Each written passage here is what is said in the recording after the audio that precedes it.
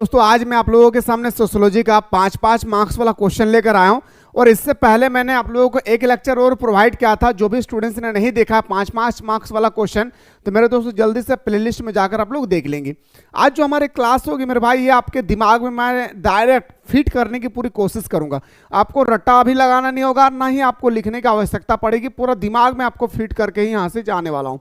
अगला वीडियो में जो बताने वाला हूं आप लोगों का 3 मार्क्स का क्वेश्चन कैसे होगी, 2 मार्क्स का क्वेश्चन कैसा होगा, और साथ ही साथ हमारा ऑब्जेक्टिव में किस प्रकार से क्वेश्चन को रोटेट करेगी, सारा वो क्वेश्चन मेरे भाई मैं आप लोगों तक पूरी तरह से पहुंचाने की पूरी कोशिश करूंगा। तो बिल्कुल मेरे भाई हमारे साथ जुड़े रहें, जितना ज्यादा हो सके अपने दोस्तों को शेयर करना ना भूलें।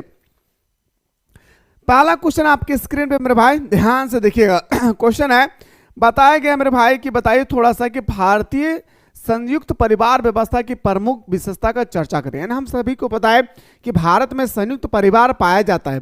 अच्छा, संयुक्त परिवार पाए जाते तो इसके अंदर में कोई ना कोई क्वालिटी होगा, कोई ना कोई विशेषता होगी। आखिर क्या क्या विशेषता, क्या क्या क्वालिटी आती है, तो आपको पॉइंट टू पॉइंट लिखना है। अगर आप पॉइंट देकर नहीं लिखते मेरे भाई, तो आपको 5 में 5 मार्क्स नहीं मिलेगी, और कितना भी बड़ा आंसर क्यों ना लिखे। तो देखिए, संयुक्त परिवार को निम्नलिखित विशेषता है भाई। पहला विशेषता आती है सर, बड़ा आकार। सबसे पहले संयुक्त परिवार का मतलब ज्वाइंट फैमिली। जब एक फैमिली में 10-12 मेंबर जुड़कर रहते हैं मेरे भाई, उसका ताकत कुछ और होती है। फैमिली का आकार बड़ा होता है, सामान्य संपत्ति भी होती है ना। वही कह रहा है कि बड़ा आकार क्या होता है मेरे भाई, बड़ा आकार। संयुक्त परिवार में कई पीढ़ियों के लोग एक साथ रहते हैं। मेरे दादाजी, मेरे पिताजी, मैं और हमारे आने वाले सारे लोग क्या करेंगे, आपस में मिलजुल कर रहेंगे। वही कह रहे हैं कि संयुक्त परिवार में कई पीढ़ी के लोग एक साथ रहते हैं, जिससे इसके सदस्यों की संख्या अधिक होती है। जिसकी वजह से इसमें जो हमारे संयुक्त परिवार में जो सदस्यों की संख्या है वो कहीं ना कहीं मेरे भाई अधिक होता है। किसके कारण, जब हम लोग सारे मेंबर्स एक साथ जुड़कर रहते हैं, अधिक होती है।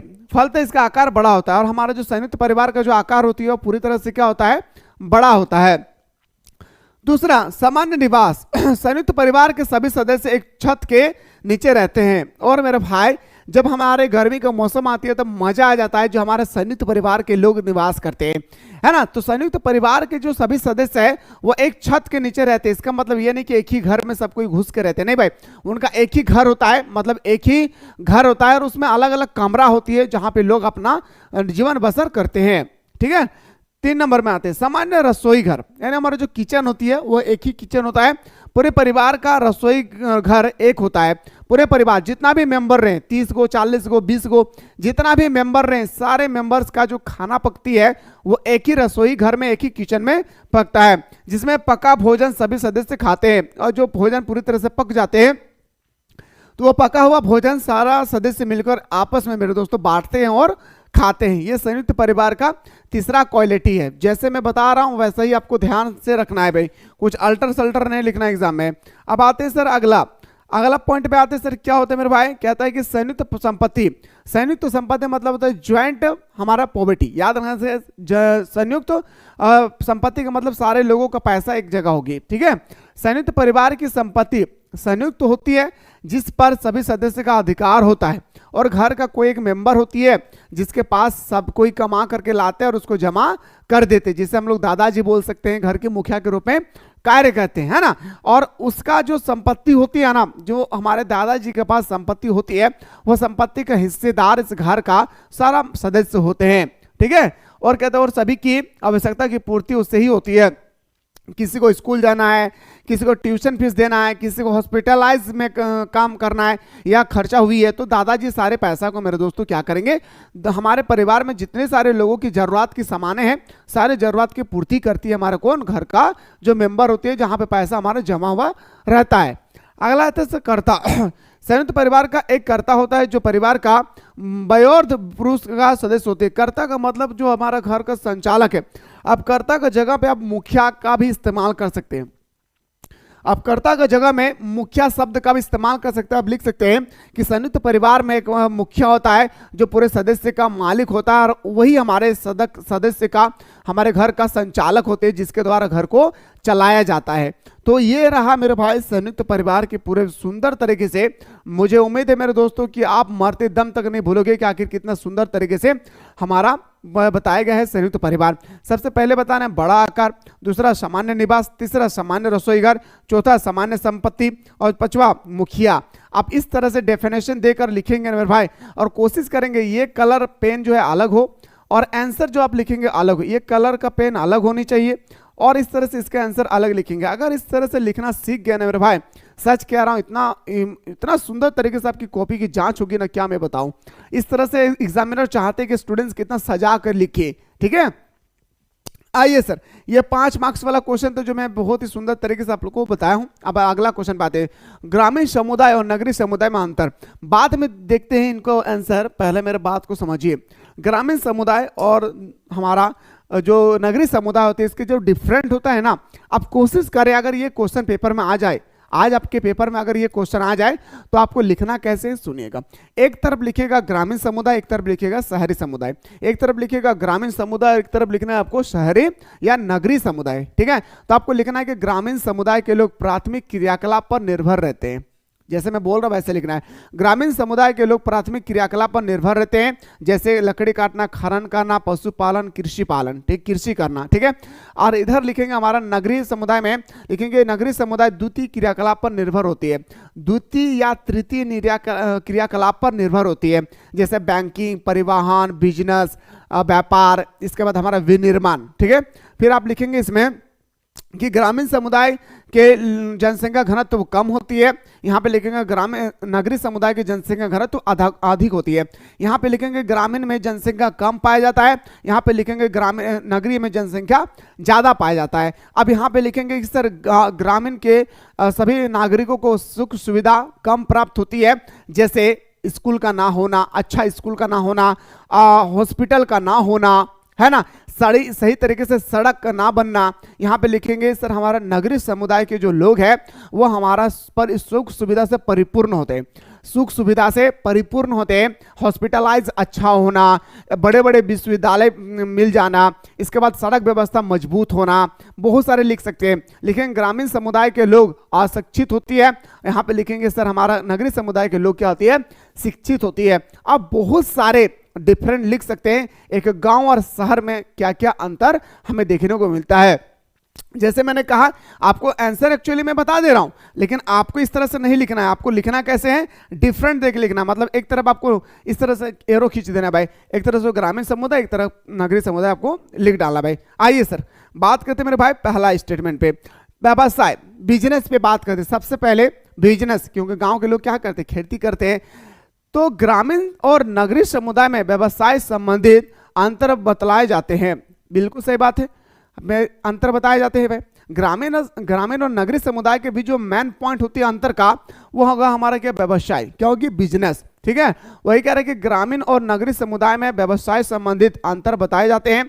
ग्रामीण समुदाय मूल रूप से कृषक समाज है, ग्रामीण रूप जो समाज है वह मूल रूप से कृषि खेती करते हैं या खेती करते हैं। ठीक है, इसका अधिकांश लोग कृषि पर निर्भर होते हैं और गांव के अधिकांश लोग जो है कृषि पर निर्भर होती है। जबकि नगरीय समुदाय व्यापार और उद्योग का केंद्र है, जबकि नगरीय समुदाय क्या है, व्यापार और उद्योग का केंद्र है। नगरों में हमेशा बड़े बड़े उद्योग, नगरों में अगर मैं शहर की ओर लेकर चलूं आप लोगों को, तो नगरों में बड़े बड़े उद्योग और उद्योग धंधे और व्यापार प्रतिष्ठानों की स्थापना होती है। नगरों में बड़े बड़े उद्योग की स्थापना किए जाते हैं, बड़े बड़े फैक्ट्री की स्थापना किए जाते हैं। ठीक है, अगर मैं बात करूं पहला पॉइंट व्यवसाय के बारे में, तो I hope you are understanding in this the point of व्यवसाय। मुझे उम्मीद है कि आपको बहुत ही सुंदर तरीके से व्यवसाय के बारे में समझ में आ गया होगा। अब अगला पॉइंट पे आते हैं सर, पर्यावरण। देखेंगे मेरे भाई, गांव का जो पर्यावरण होती है ना, बिल्कुल शुद्ध होता है। गांव के पर्यावरण में प्रदूषण नहीं होती है। अब चले जाएंगे शहर में तो काफी प्रॉब्लम का सामना करना पड़ेगा। कैसे भाई, वाहनों में चल रही है, धुआं का फेंकना, हॉर्न का बजना, हॉर्न मतलब होती है मेरे भाई क्या, साउंड का, लाउड स्पीकर की आवाज सुनने को मिलेंगे। कल कारखाने, जो हमारा फैक्ट्री बसा हुआ है, उस फैक्ट्री से निकलने वाले चिमनी का धुआं हमारे शरीर के लिए हानिकारक पहुंचाती है, हमारे पर्यावरण के लिए हानिकारक पहुंचाती है। बहुत अंतर है। ठीक है, तो ग्रामीण और नगरीय समुदाय में पर्यावरण संबंधित भेद है। बिल्कुल भाई याद रखना है, ग्रामीण समुदाय नगरीय समुदाय में पर्यावरण संबंधित भेद है। क्या भेद है, भेद का मतलब होता है अलग। क्या अलग है, ग्रामीण समुदाय प्राकृतिक पर्यावरण के निकट है भाई, बिल्कुल सही बात है। गांव के लोग एक पेड़ को मेरे दोस्तों लगाने के लिए 3-4 आदमी लग जाते हैं, लेकिन अब शहर की चले जाएंगे तो एक पेड़ को काटने के लिए 3-4 आदमी रह जाते हैं। गांव में पेड़ को लगाया जा रहा है और शहरों में घर बनाने के लिए पेड़ को काटा जा रहा है। वही कह रहा है कि ग्रामीण समुदाय प्राकृतिक पर्यावरण के निकट है, इनका प्रकृति से सीधा संपर्क होती है। हमारा जो गांव के लोग होती है इनका डायरेक्ट संबंध किससे होता है? प्रकृति के साथ इसका डायरेक्टली संबंध होती है। जबकि नगरीय समुदाय अप्राकृतिक पर्यावरण के निकट है, जबकि नगरीय समुदाय जो होती है अप्रकृति से अप्रकृति याद रखना अप्राकृतिक पर्यावरण के निकट होती है। भाई ये हमारा पॉजिटिव है, ये हमारा नेगेटिव है। समुदाय का आकार अब ले लेते हैं सर तीसरा पॉइंट। मैं फिर से कह रहा हूं कि अभी जितना क्वेश्चन मैं बता रहा हूं सारा 5 मार्क्स का क्वेश्चन है और रट्टा नहीं लगाना, चुपचाप से चुकमुक बैठकर सिर्फ सुनिए, ठीक है। समुदाय का आकार ग्रामीण और नगरीय समुदाय में आकार संबंधित अलग है। भाई ग्रामीण समुदाय चले जाएंगे और नगरीय समुदाय का जो आकार होती है ना वो बिल्कुल अलग है। भाई क्या अलग है तो बताएंगे सर। ग्रामीण समुदाय आकार की दृष्टि से छोटा होता है। गांव लोग क्या होगा भाई? छोटा होगा, जहां पे 100 घर 200 घर होगी या 50 घर होगा। जैसे हमारे गांव में 85 घर है तो हमारा एक गांव है, ऐसे नो हमारा भी एक क्या है? गांव है। लेकिन मेरे भाई हमारा गांव क्या होती है? छोटा होता है। शहर क्या होता है? बड़ा होता है, ठीक है। तो ग्रामीण समुदाय का आकार दृष्टि से देखा जाए तो ये छोटा होता है, जबकि नगरीय समुदाय तुलनात्मक रूप से बड़ा होता है। नगर में व्यापार, उद्योग, शिक्षा, रोजगार आदि की सुविधा उपलब्ध होती है, याद रखना है, ठीक है। नगर में व्यापार, उद्योग, शिक्षा, रोजगार आदि की इसमें क्या होता है? सुविधा होती है। अब बात करते हैं सर जनसंख्या घनत्व क्या होगी? जनसंख्या घनत्व मेरे भाई देखिए ग्रामीण और नगरीय समुदाय में जनसंख्या के घनत्व संबंधित भेद है। अभी मैंने जस्ट बताया कि नगरों की जनसंख्या घनत्व ज़्यादा होता है और जनसंख्या भी ज़्यादा होती है, लेकिन ग्रामीण इलाके में आप चले आएंगे तो जनसंख्या कम होती है और हमारे जनसंख्या घनत्व भी क्या होता है भाई? कम होती है। तो यहाँ पे वही चीज़ आपसे यहाँ पे पूछा जा रहा है कि जनसंख्या घनत्व ग्रामीण और नगरीय समुदाय में जनसंख्या के घनत्व संबंधित भेद है। ग्रामीण समुदाय में जनसंख्या का घनत्व कम होता है। ग्रामीण समुदाय में बात करूं तो जनसंख्या का जो घनत्व होती है ना वो बिल्कुल कम होता है, जबकि नगरीय समुदाय में जनसंख्या का घनत्व अधिक होता है। अब नगरीय समुदाय में चले जाएंगे तो जनसंख्या का जो घनत्व है, याद रखना पॉपुलेशन जो डेंसिटी है वो काफी हायर होती है। नगरीय एवं औद्योगिक जितना अधिक होगा प्रति वर्ग किलोमीटर जनसंख्या उतना ही अधिक होगी। मतलब जहां जहां फैक्ट्री की संख्या होगी वहां वहां हमें ज़्यादा से ज़्यादा लोगों को देखने को मिलेंगे, जिससे हम लोग बोलते हैं जनसंख्या घनत्व में वृद्धि होती है। तो मेरे भाई ये दोनों क्वेश्चन जो मैंने अभी जस्ट बताया संयुक्त परिवार वाले और आपका ग्रामीण और समुदाय नगरीय समुदाय, ग्रामीण समुदाय और नगरीय समुदाय के बारे में मुझे उम्मीद है कि अगर आप लोगों के पेपर में आ जाए तो आप लोग 4 डालेंगे, मैं उम्मीद करूं ना भाई। अगला प्रश्न देखिए मेरे भाई, जनजाति समाज की विशेषता क्या है? और कल मैंने ये क्वेश्चन बताया था ऑब्जेक्टिव में मैराथन क्लास में। और हाँ, जो भी स्टूडेंट्स अभी तक मैराथन क्लास में कल ज्वाइन नहीं हो पाए थे वो आज शाम के 6:30 बजे आप लोग जरूर ज्वाइन कीजिएगा। आज शाम के 6:30 बजे जरूर ज्वाइन कीजिएगा, वो भी फ्री में। कहाँ से देखे सर? तो डिस्क्रिप्शन बॉक्स में हमारे एप्लीकेशन का लिंक दिया है, जल्दी से उसको प्ले स्टोर से डाउनलोड कर ले और डाउनलोड करने के बाद हमारे साथ शाम के 6:30 बजे जरूर जुड़ना ना भूले। हमारे सोशियोलॉजी का महा मैराथन क्लास होने वाली है। तो जनजाति समाज की विशेषता क्या है? तो पहला क्षेत्रीय समूह। देखिए मेरे भाई जनजाति जो समाज होती है ना इसके अंदर में छुआछूत नहीं होता है और ये एक दूसरे से जलते नहीं है भाई, ठीक है। जैसे देखिए जनजाति का एक ऐसा क्षेत्र समूह है जो किसी निश्चित भूभाग पर निवास करते हैं। इसके लिए कोई घर वगैरह नहीं, ये लोग नहीं बोलते हैं हमें ताजमहल बनाना है, हमें बड़ा सा बिल्डिंग बनाना नहीं। ये अपने जीवन यापन को गुजारने के लिए छोटा सा भी एरिया कहीं से मिल जाए तो वो अपने जीवन यापन को पूरी तरह से गुजार डालते भाई, ठीक है।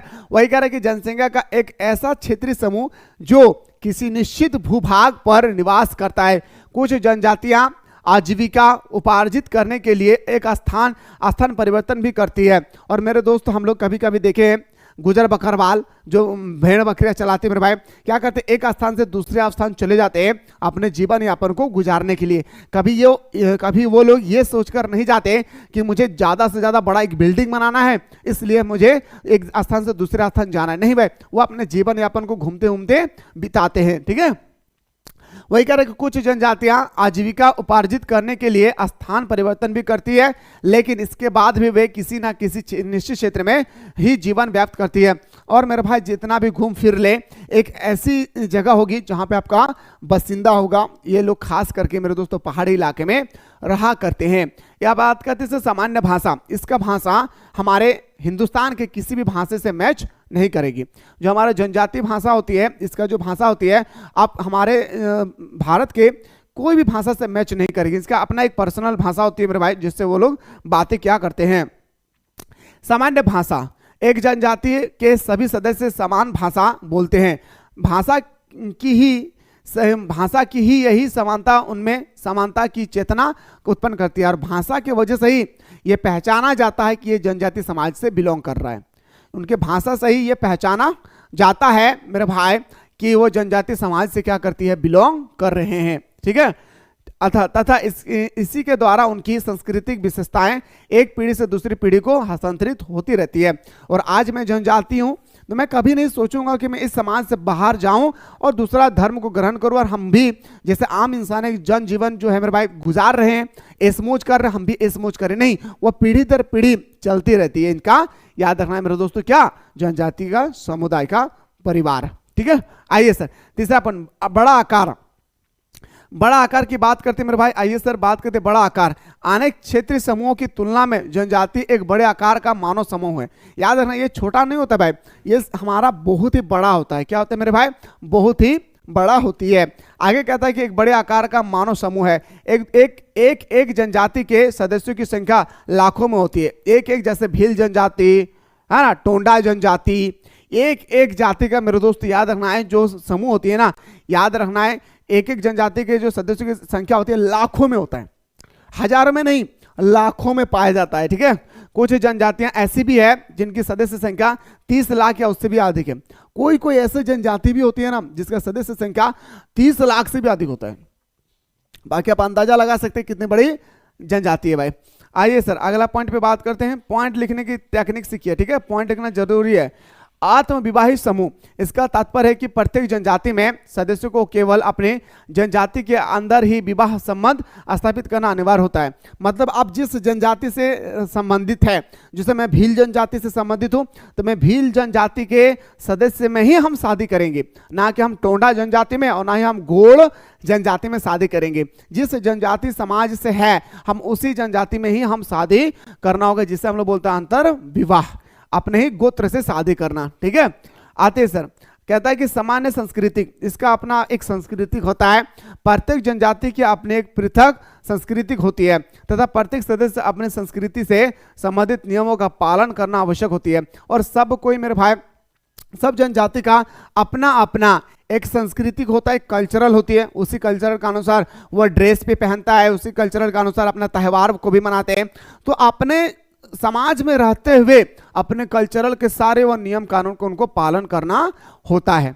याद रखना मेरे भाई, ये मुझे उम्मीद है मेरे दोस्त सच बताइएगा कि आप लोग ईमानदारी पूर्वक बताइए जो चीज़ मैं समझा रहा हूँ, सच बताइएगा जो चीज़ मैं समझा रहा हूँ कि आप लोगों को समझ में आ रहा है या नहीं। ईमानदारी पूर्वक अगर समझ में आ रही है और अगर अच्छा लग रहा है ना तो कमेंट सेक्शन में जरूर बताएं कि सर आप जो समझा रहे हैं बहुत ही सुंदर तरीके से हम लोगों को समझ में आ रहा होगा। अगर अच्छा लगे तो, नहीं लगे तो कोई जरूरत नहीं भाई। ठीक है, आइए सर अगला, भूमंडलीकरण का अर्थ एवं विशेषता की विवेचना करें। और ये क्वेश्चन तो आएगा ही आएगा भाई, भूमंडलीकरण के बारे में। मेरे दोस्तों भूमंडलीकरण के बारे में थोड़ा सा मैं डिफिनेशन दे रहा हूँ, सुनेगा।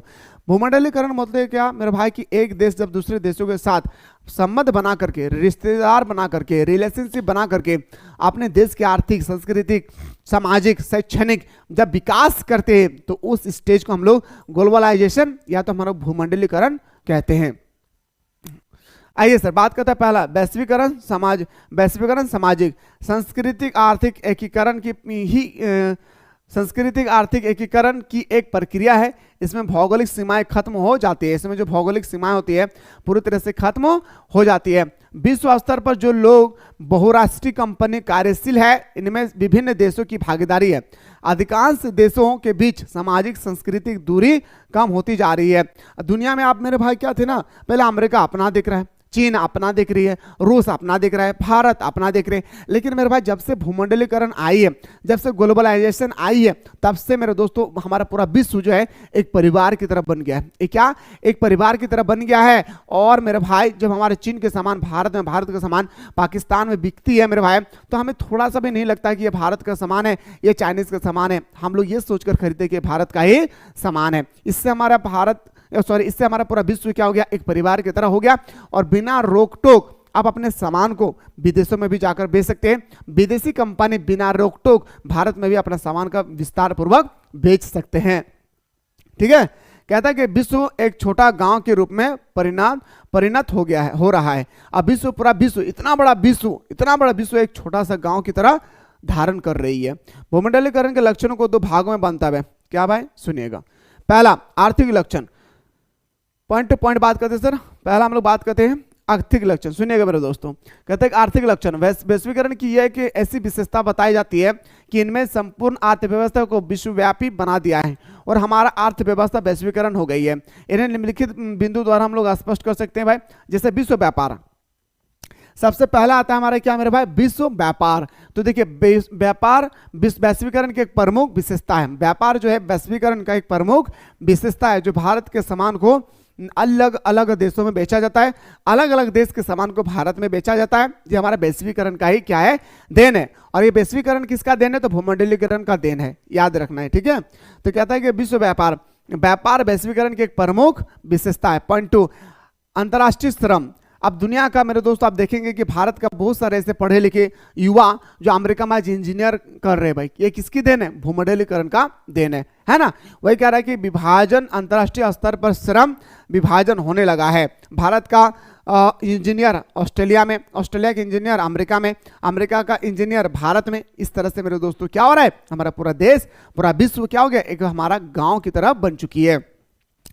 तीसरा, बहुराष्ट्रीय उद्यम। अब देखिएगा बहुत सारा ऐसा कंपनी है जो भारत के कंपनी अमेरिका में जाकर बना है, अमेरिका का कंपनी भारत में आकर बनाई है, अमेरिका का कंपनी इंग्लैंड में जाकर बना है, इंग्लैंड का कंपनी हमारा पाकिस्तान में आकर बनी है। बहुत सारे ऐसे कंपनियां जो अलग अलग देश में स्थापित होती है। ठीक है, बहुराष्ट्रीय उद्यम तथा अंतरराष्ट्रीय निगम को वैश्वीकरण की विशेषता मानी जाती है। तीसरा पॉइंट में बात करूं मेरे भाई, अगला जो हमारा पॉइंट है ध्यान से सुनिएगा। कहता है क्या, विश्व बैंक, वर्ल्ड बैंक। याद रखना, वर्ल्ड बैंक का मुख्यालय कहाँ है, तो बताएंगे सर याद, वाशिंगटन डीसी। इसका स्थापना कब होती है, 1944 में। वैश्वीकरण के विश्व बैंक की भूमिका बहुत ही सशक्त होती है। और विश्व बैंक, वर्ल्ड बैंक मेरे दोस्तों सबको पैसा देती है।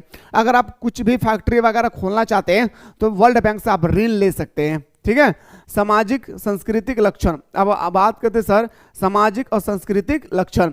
तो वैश्वीकरण एक सामाजिक प्रक्रिया है। जो हमारा वैश्वीकरण है वो पूरी तरह से क्या है, एक सामाजिक प्रक्रिया है। सामाजिक शब्द इतना व्यापक है, सामाजिक शब्द जो है इतना व्यापक है कि इसके अंतर्गत सांस्कृतिक एवं राजनीतिक लक्षण भी शामिल है। इसे निम्नलिखित रूप से हम लोग समझा जा सकते हैं, जैसे हमारा संस्कृतिकरण, वैश्वीकरण, स्थानीय संबंध और हमारा ब्रह्मांडीय संस्कृति। तो मेरे भाई ये सब आपका था 5-5 मार्क्स का क्वेश्चन। एक क्वेश्चन आप लोग स्क्रीनशॉट ले लीजिए, जल्दी से आपको स्क्रीनशॉट ले लेना है। जाति और जनजाति में, ठीक है, एक क्वेश्चन ले लेना है। और वर्ग और जाति में क्या अंतर होती है, इसको भी आप लोग स्क्रीनशॉट ले लीजिए। वर्ग और जाति फिलहाल हम लोग मेरे दोस्तों नेक्स्ट वीडियो में मैं लेकर आ रहा हूं आप लोग का कि 3 मार्क्स का और 2 मार्क्स में कैसे क्वेश्चन पूछे जाते हैं, वो सारे क्वेश्चन मैं आप लोगों तक पूरे पहुंचाने की कोशिश करूंगा। और शाम के 6:30 बजे आज ही मैराथन क्लास होगी हमारे एप्लीकेशन में। जो भी ज्वाइन नहीं किए, डिस्क्रिप्शन बॉक्स में लिंक दिया है, जल्दी से डाउनलोड करके हमारे साथ शाम को जुड़ सकते हैं।